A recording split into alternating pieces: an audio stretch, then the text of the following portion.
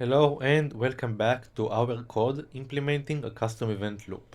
So, after exploring the event loop role in the asynchronous programming, this code example will demonstrate us how to implement a custom event loop using the Python's asyncio library.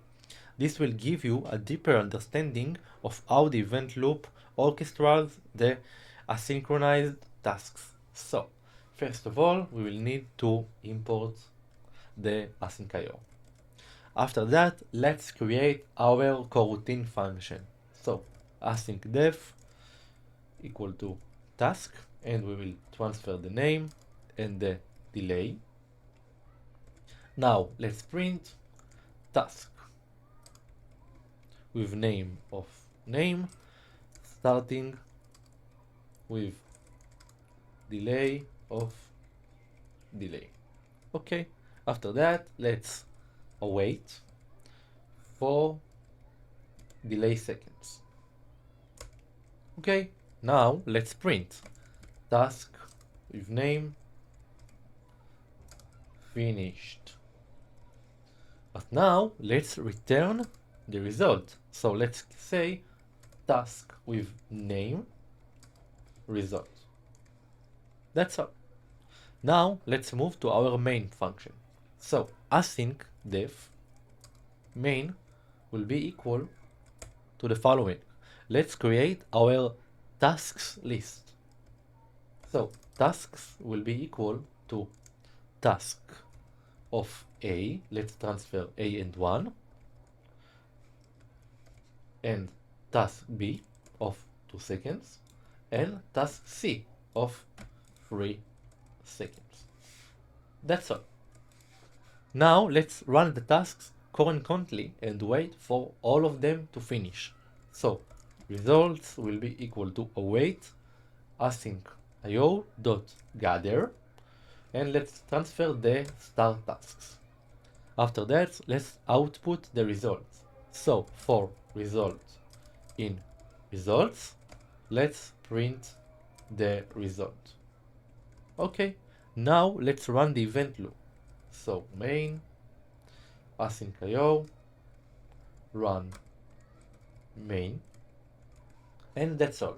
So stop the video and think for yourself what the output will be and what the difference between each message in seconds will be. Okay, let's run the code.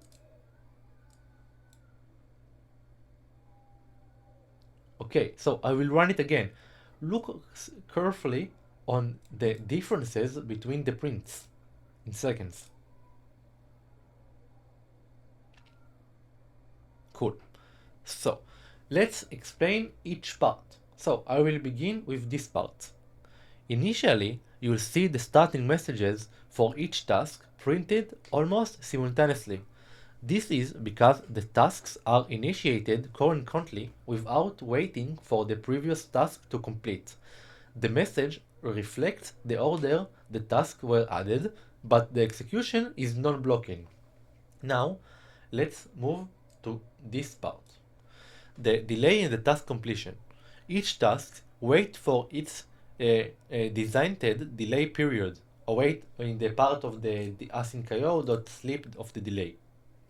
Task 1 completes first since it was the shortest delay, 1 second, followed by task B, 2 seconds, and finally task 3, 3 seconds. Sorry, task C of 3 seconds. Their respective completion messages are printed immediately after each task delay period ends. Now let's talk about this part. The result. After all tasks are completed, the main function prints the result collected by asyncio.gather.